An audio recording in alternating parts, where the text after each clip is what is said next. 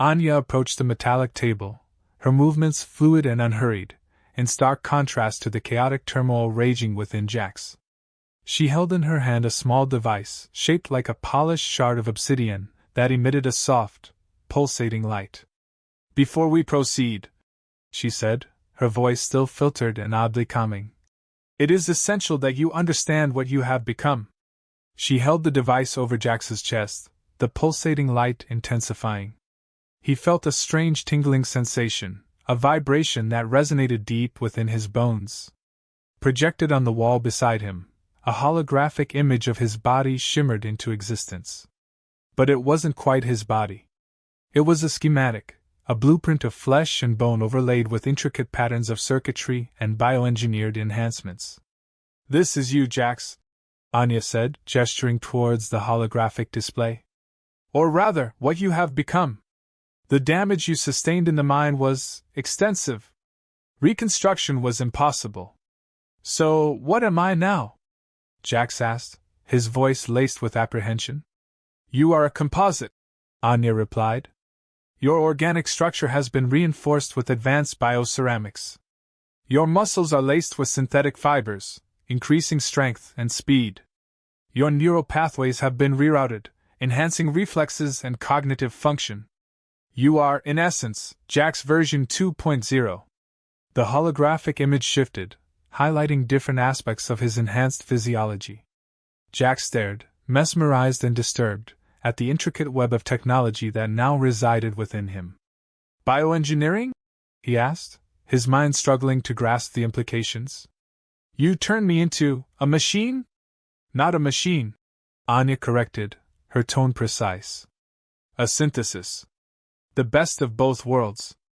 Your humanity, your memories, your emotions, these are still intact.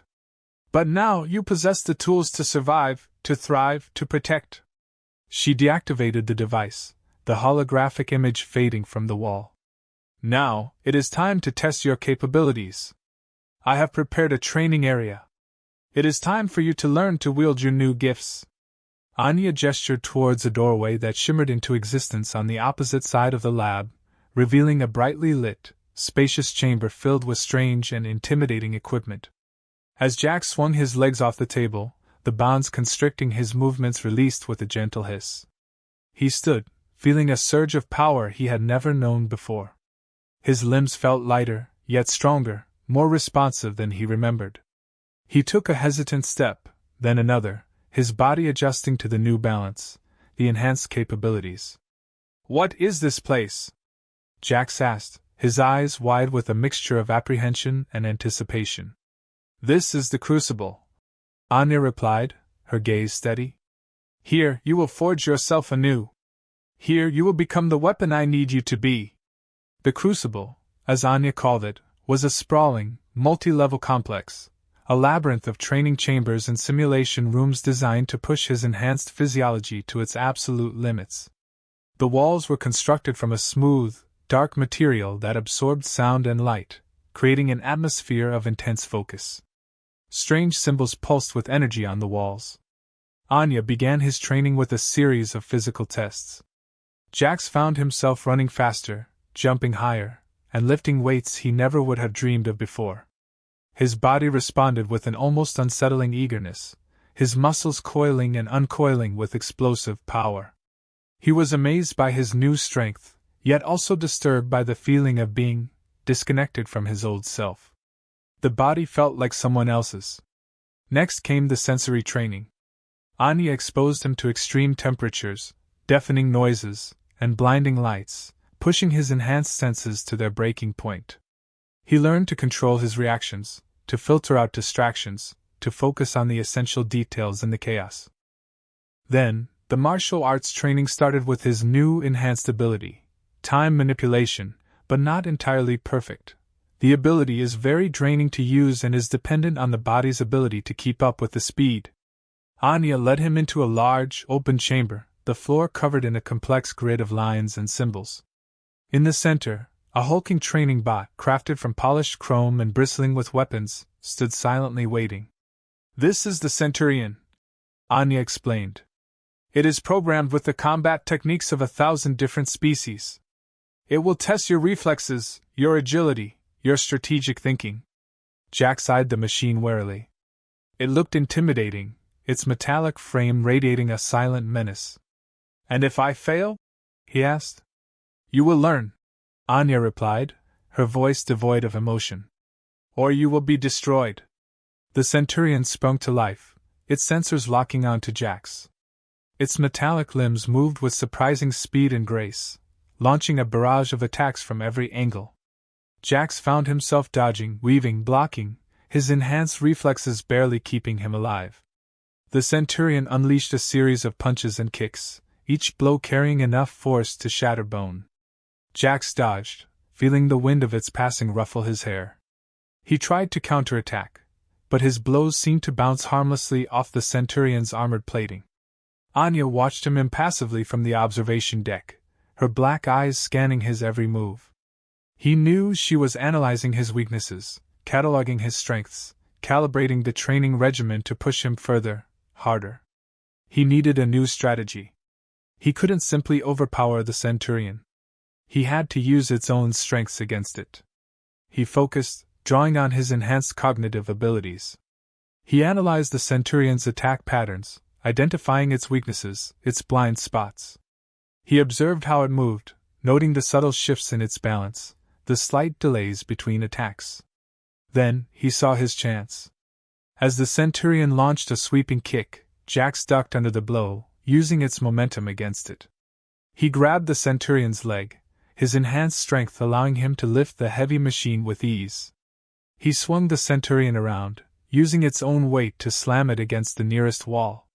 The impact reverberated through the chamber, sending shards of ice and rock raining down from the ceiling. The Centurion groaned, its movements becoming erratic. Jax didn't give it a chance to recover. He unleashed a barrage of punches and kicks, targeting the Centurion's vulnerable joints and sensors. The machine staggered, its movements becoming slower, more predictable. Finally, with a desperate burst of energy, Jax leaped onto the Centurion's back, ripping out a power conduit from its central processing unit. The machine shuddered, its lights flickered, and then it crashed to the ground, its metallic limbs twitching feebly. Jax, exhausted but triumphant, stood over the deactivated Centurion, his chest heaving, his muscles screaming in protest. He had survived. Anya's voice crackled over the calm. Progress, Jax. But you are far from ready. Tomorrow, we begin the sensory simulations. The sensory simulations were designed to break him, to push him beyond his physical and mental limits. Anya subjected him to a gauntlet of horrors, immersing him in virtual realities that mirrored the horrors of his past, the loss of his wife, the suffering of his people, the suffocating despair of Xylos. He was forced to relive the mind collapse, the searing pain, the suffocating darkness, the terror on Lyra's face. He was forced to confront his deepest fears, his darkest memories, his greatest regrets. He fought back, clinging to his sanity, refusing to be broken. He used his newfound strength and agility to navigate the virtual landscapes, to overcome the virtual enemies. He learned to control his fear, to use his pain as a weapon. Anya observed his progress, her black eyes never wavering. She didn't offer him any comfort, any encouragement. She was simply there, a silent witness to his torment. Jax stood panting, the artificial gravity pressing heavily upon his rebuilt frame. The Centurion lay silent and inert, a testament to his newfound power, a chilling reminder of Anya's manipulations. He waited for Anya to return from the observation deck. The silence stretched, punctuated only by the hum of the laboratory machinery. Jax knew that the longer she waited, the worse the news was going to be. He wiped the sweat from his brow, the lingering traces of the Kryll mine clinging to his skin. He felt a growing sense of unease, a premonition that his second chance was about to come with a far steeper price than he could have imagined. Finally, the doors shimmered into existence, and Anya glided into the training chamber. Her expression was unreadable, her black eyes as inscrutable as ever. "You have shown remarkable progress, Jax," she said, her voice still devoid of emotion. "Your adaptations are exceptional. What do you want from me?" Jax demanded, cutting her off. You said you saved me for a reason. What is it?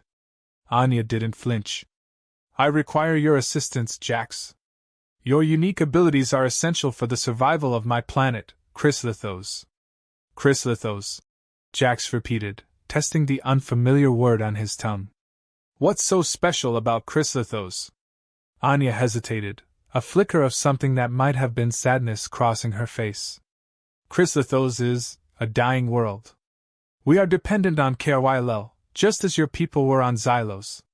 It is the lifeblood of our civilization, the source of our energy, our technology, our very existence. And you've run out, Jax said, stating the obvious. Anya nodded, her expression grim. Our natural reserves have been exhausted. The Council, the governing body of my people, has made regrettable decisions in the past. They prioritized short-term gain over long-term sustainability. Now we face the consequences. So you need more Kryll.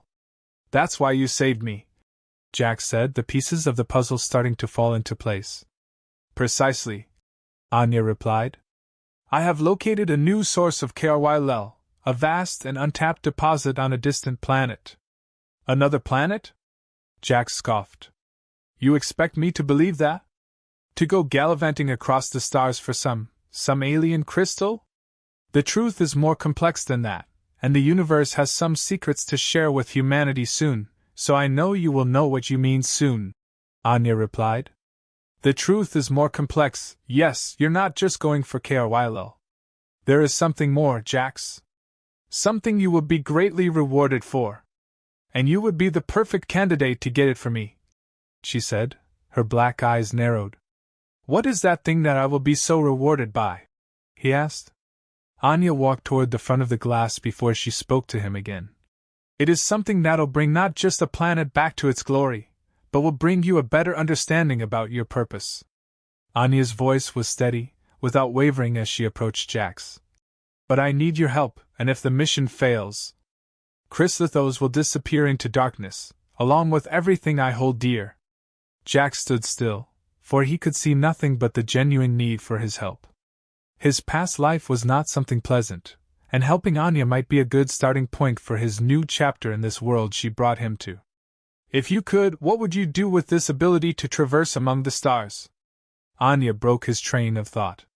Jax stood there, reminiscing about his past. All of what he did was for his family, and he wasn't going to stop it here either. I want to take my daughter far away from Xylos, he said, determination filling his voice. You want her to have a chance that would never be possible where you were at. Anya smiled, her gaze unreadable. That is why I chose you in the first place. A wave of relief washed over Jax as he heard her response. His head began to flood with questions that he was afraid to ask, but he knew he would. So when do we begin? Jax asked. Anya led Jax through a series of sterile white hallways, the pulsing green light illuminating their path. Jax noticed small details along the way, complex alien symbols etched into the walls, diagrams showing what he assumed were Cryslithan biological structures, and glowing green conduits carrying some sort of energy through the walls. It was all alien, all advanced, and all unnerving. They arrived in a large chamber where there was a blue window. What he saw was an astonishing view, more vibrant than the dull and frozen world he had lived in before. This is our ticket, Jax, Anya said. The spaceship looked quite small from the outside, but Jax could see the craftsmanship from where he stood. Anya, what exactly do you need me to do on this assignment? Jax asked with a deep voice. Because I'm not seeing just one objective on this assignment. Anya began to give a look, and he realized that the tone of his voice was too serious to get anything done. Alright, let's go get you better gear first. Your clothes are not going to cut it to our final destination, Anya said with a smile. Jax felt a growing pressure from every step that was coming towards him, but he knows that he needed to keep moving forward. They turned into a room where Jax's measurements were taken and a suit was being made to help him to move freely in the climate that they were heading to. Now Jax, this has an oxygen capacity that will last you 3 Earth days and will automatically adjust to the atmosphere to help you last as long as possible, Anya said. There's also some new things I made to help you. Jax began to be confused about why he had so much time put into him by Anya. What's the catch, Anya? Jax asked. You could have put me in the mines of this world, why give me this much gear? Simple, Jax, Anya said with her usual tone. Your potential is limitless, but with me, it can be perfected. Anya proceeded to hand over Jax's equipment that he will need in his journey to Cryslithos. The stark white walls of the lab seemed to close in on Jax. The humming machinery pressed against his ears, amplifying the chaotic thoughts swirling in his mind. Anya's words echoed in his head, a chilling reminder of the impossible choice he was being forced to make. Save her planet, or ensure his daughter's future. How could any father choose? He turned away from Anya, pacing the sterile floor, trying to find some semblance of clarity. He wanted to believe her, wanted to embrace the hope she offered. But the memories of Xylos were too raw, too vivid. He knew the promises of power, of prosperity, of a better life, were often hollow, empty shells hiding a deeper, more sinister truth. This, Kryll, whatever it is, it's not worth my daughter's life. It's not worth my life, Jax said, his voice rough with emotion. I spent years hauling this rock, watching people die before the age of 30 because of it. Don't talk to me about saving anything with Kryll. Anya remained silent, watching him with those unsettling black eyes. Her composure was unnerving, a stark contrast to the storm raging within him. I understand your reservations, she said finally, her voice carefully measured. And I would never ask you to endanger your daughter. But you must understand the stakes, Jax. This is not just about Cryslithos. It is about preventing a catastrophe that could ripple across the entire sector. She paused, a flicker of urgency in her gaze. The Council, as inefficient and short-sighted as they are, has already begun preparations for the mission to this new Kryll planet. A new ship will be launching soon, the Horizon.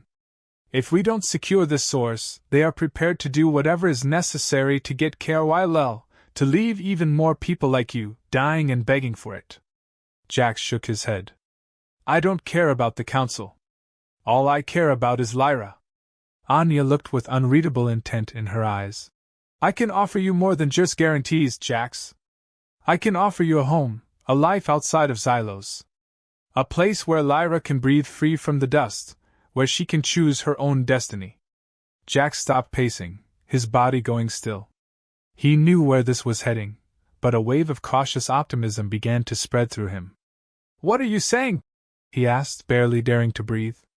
Anya stepped closer, her voice dropping to a conspiratorial whisper. I can get you and Lyra off Xylos. I have the resources, the influence. I can smuggle you both onto the Horizon as auxiliary crew, hidden from the Council. A new life awaits you. His eyes widened, and with a trembling breath, replied. And then what? A new life slaving away at a different rock farm? No. Once we are on board, I can redirect its course to Cryslithos, Anya said. You have been through the simulations and training, and I do require your strengths. What will come of it is whether you will continue to work alongside my goals. Anya paused for a moment. Once we get to Cryslithos, Lyra will be looked after in one of my research facilities. Safety is always my priority. A seed of hope blossomed within Jax's heart. It was a risky proposition, a gamble with everything he held dear. But the alternative was to remain trapped on Xylos, watching his daughter slowly wither away. And what if we fail? He asked, his voice barely a whisper. What if we can't secure this Kryll source? Anya's expression hardened, her turquoise skin taking on a deeper, almost glacial hue. Then all will be lost. But I believe in you, Jax. I believe that you have the strength, the courage, to succeed where others have failed. She extended her hand, her black eyes locking onto his. Will you help me, Jax? Will you help me save my world, and give your daughter a future? Jax stared at her hand, at the smooth, alien skin that offered him a lifeline out of the darkness. He hesitated, his mind racing, weighing the risks, the rewards, the cost of failure. His gaze drifted towards the opposite side of the chamber. An inactive hollow projector sat gathering dust with a half-finished meal beside it, the Kryll making his skin crawl. Finally, Jax spoke with a determined look. "I'll take it and accept the mission." Anya smiled and went on to explain the upcoming procedures before they depart towards Cryslithos. He was going to go get Lyra and to meet her again, along with accepting his fate as something more than a father. "She's also been injected with my formula, just to be clear. Otherwise, she will not be able to come." "Can you live with that, Jax?" Anya asked, with a tinge of emotion he couldn't comprehend. For now, Jax didn't seem to care. The cockpit of the Horizon was cramped, a stark utilitarian space filled with humming consoles and flickering displays. Jax, strapped into a pilot's seat he barely understood, gripped the control yoke, his knuckles white. Anya, standing beside him, monitored the navigation charts, her black eyes darting across the holographic projections. "Entering the Crimson Expanse," Anya announced, her voice calm despite the swirling chaos of nebulae visible through the viewport. The Crimson Expanse was a region of space notorious for its volatile energy fields, rogue asteroids, and hostile inhabitants. It was a graveyard of lost ships and broken dreams, the price of passage being measured in luck and skill. "Buckle up, Jax," Anya said, glancing at him. "It's going to be a bumpy ride." The Horizon plunged into the Crimson Expanse, and the cockpit erupted in a symphony of alarms and warning lights.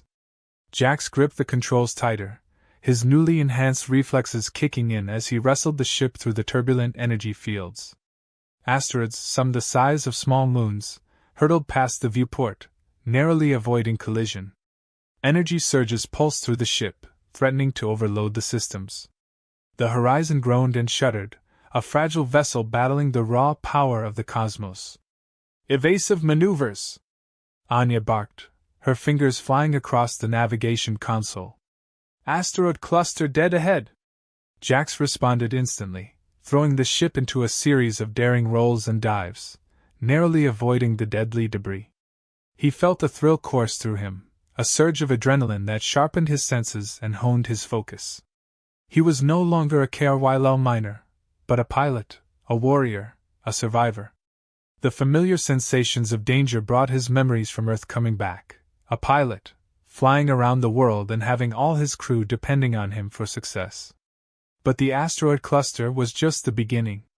As they navigated deeper into the Crimson Expanse, they encountered other threats: space pirates, energy anomalies, and strange, bioluminescent creatures that lurked in the shadows of the asteroids.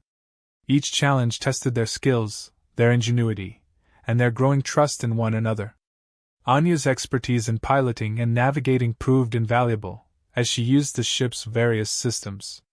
The crystalline maze. The planet was enveloped in strange crystalline.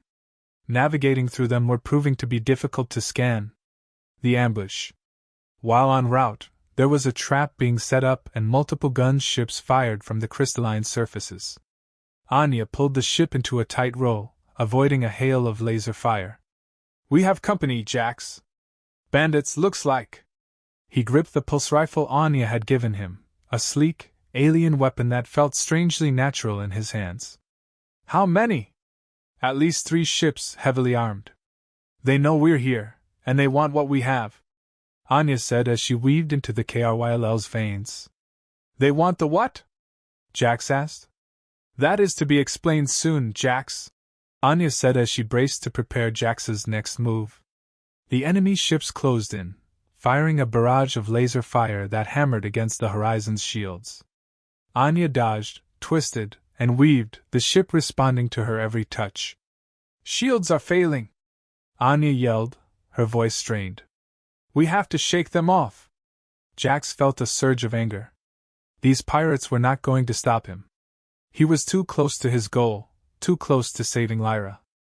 "I have an idea," Jax said, his eyes narrowing. "But it's going to be risky." "I'm listening," Anya replied, trusting his judgment. Jax grinned, a predatory glint in his eye.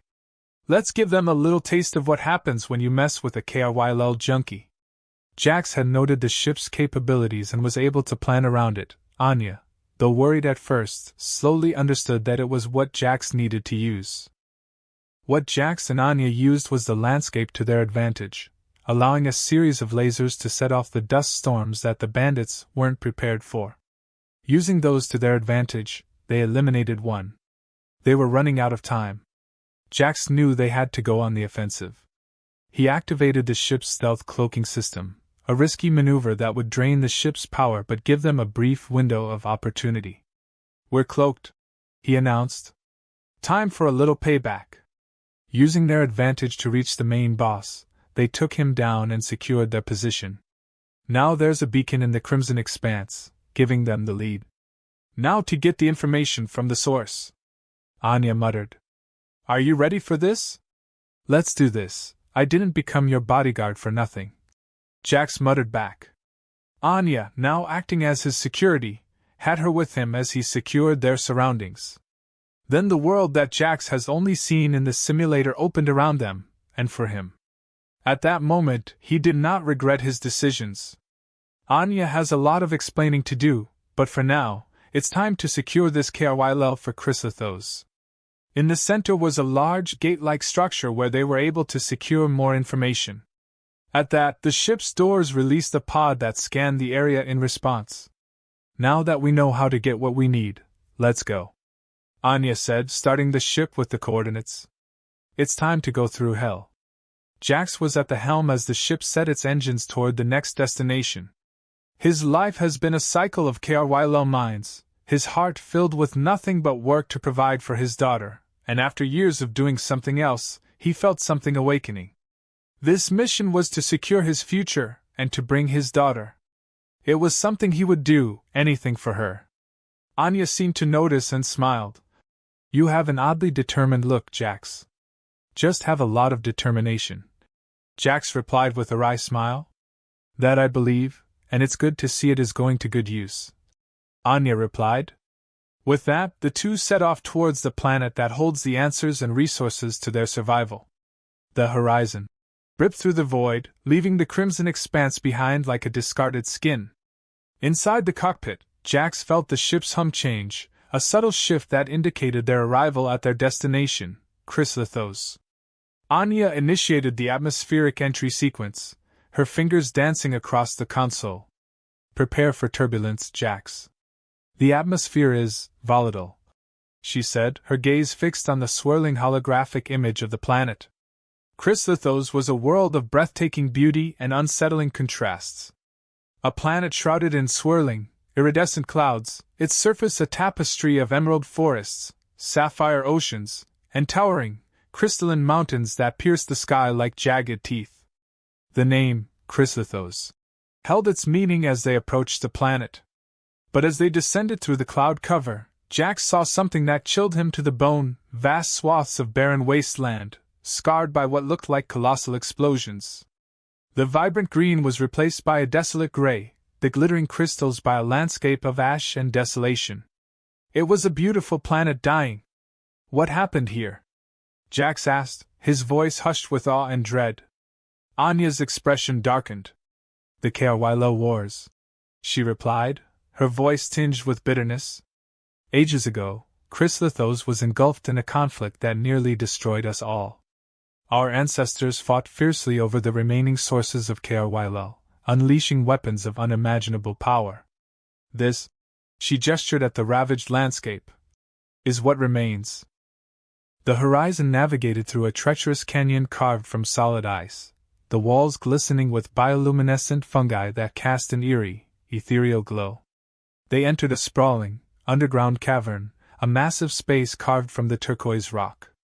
"Welcome to the Citadel," Anya said, her voice echoing in the vast chamber.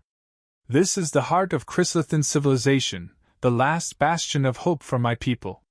The Citadel was a marvel of engineering, a testament to the ingenuity and resilience of the Cryslithans.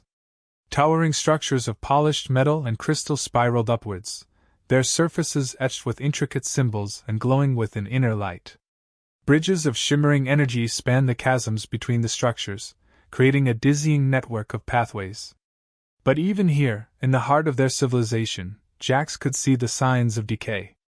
cracks spiderwebbed across the crystalline surfaces, lights flickered erratically, and the air hung heavy with a sense of desperation. The citadel was beautiful, but it was also a dying world. They disembarked from the horizon, stepping onto a platform that shimmered with an energy field. Jax felt a surge of disorientation as his body adjusted to the planet's gravity, which was slightly higher than what he was accustomed to. "Follow me," Anya said, leading him towards a complex of buildings at the far end of the cavern. As they walked, Jax was struck by the sight of the Cryslithos themselves. They were slender and graceful, with skin of varying shades of turquoise, and black eyes that seemed to hold an ancient wisdom. They moved with a quiet dignity, their faces etched with a mixture of hope and despair. He noticed that many of them were missing limbs, replaced with intricate prosthetics crafted from metal and crystal. He also saw evidence of illness, of the debilitating effects of Kryll dependency. Many of the Cryslithos coughed, their bodies shuddering with tremors. As they passed, some of the Cryslithos stared at Jax with open curiosity, their black eyes filled with wonder and apprehension. Others averted their gaze, a mixture of distrust and fear flickering across their faces. He was an outsider, a stranger, a symbol of their desperation.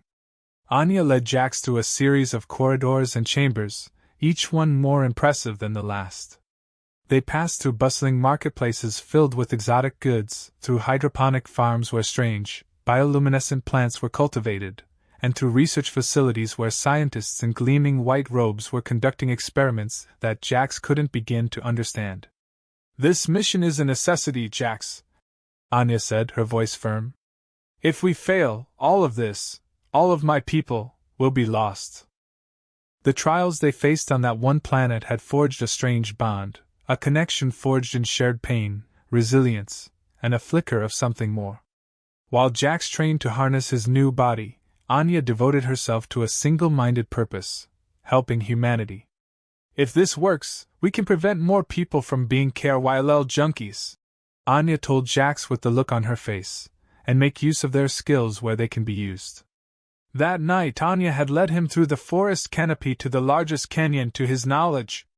"This should bring her down," Anya said with a stern voice. As Anya set about her work, Jax began to reflect on a lot of things during this trek. What was he looking for in saving Lyra? What has he been looking for all his life? His mind went back to all of his training. The faces that he had trained with before his mission, how everything felt so surreal and how he was able to grasp everything in such a short period of time. He shook that thought away before his old life took over him. "You seem to know this tech well. That just as likely doesn't come from the miners, does it?" Jax asked as he approached Anya. "That's for another story for another day, soldier," Anya said. "Just trust in me here. When this ship lands, and it will be soon, we need to be on the lookout for trouble." Jax did not say another word as he scanned the area around him, finding high ground where the two can defend themselves. "She's coming now," Anya finally said, staring at the horizon. "Let's see where this takes us." The night was broken and a loud thud crashed near them. She was an older Kryll miner, yet she had seen many things, and what she gave him that day would change Jax's life forever. Several months passed. Jax's past had been an image that could never be truly remembered, and his goal was to protect his Lyra. With Anya by his side, he felt like anything was possible. And for most of his life, it was nothing but impossible. However, David could feel that she was looking further and further away. Always helping other villages with their issues, and he was always on guard watching his daughter and taking what missions he could to help. With David's help, Anya was now well respected in the community as they started to provide for them, and it seemed like he was not needed. He needed to change that. He needed to learn where his place was. While working on his drills in the workshop with the other miners, he approached one who has lost both his arms. "Hey there," David said, "do you want me to assist you? I think I'm free to help with some time today." The robot arm miner turned around. "Are you serious?" "With how I've been feeling, it has to be done," David said. "To be honest, people like you don't usually look us in the eye, so if you can, I would be forever thankful." Jax could see it in his face. What he has been through was nothing compared to what other people have been doing. "Teach me all you know," Give me what I need. With that, Jax had gone back to the drawing boards, putting himself into his people and not just saving his daughter. Time stretched, and now Lyra was working alongside David. The once meek daughter now had strength and power. Hey there, Dad. Lyra started. I got a new shipment I wanted to show you. With a beaming smile, she showed what it had to offer. A shield for the cold, new tech to help dig through new caverns, and more. What do you think? She asked with a beaming face. Is this what you truly want, Lyra? David responded. Lyra looked confused as to what his father had meant and responded with an angry tone, Dad. Don't do this. I owe everything to you. This is my choice and all that I need, and I would like to help others as well with what I was given, she retorted back. What do you think? Lyra asked. David could not refute it. His daughter's orange eyes showed the determination that has carried him this far. He puts his hand on top of his daughter's with care. Show me. And together the two set off to discover what her powers can do, with Anya looking on from the side. She has had everything all figured out. A few days later, the three were by the ships again with Anya staring out into space. The ship is all ready. What are we thinking? Anya asked. Jax finally said something back. We're going with you. We'll see what it has to offer. It is an honor for you to come with me, Anya said back. Then it was time to finally start it up. It was time for a new beginning. The three boarded the ship and began the journey back to Earth to finally show what Kryll and Power was capable of doing. From the ashes of a painful past, a new hope has sprung. Two worlds, two people, together building a brighter future, a future where both science and determination can make a true alliance. Jax and Anya stand side by side, the orange glow of their planet mixing with the icy blue of Xylos, looking towards a horizon shimmering with untold possibilities. Lyra was with them, giving a salute to all.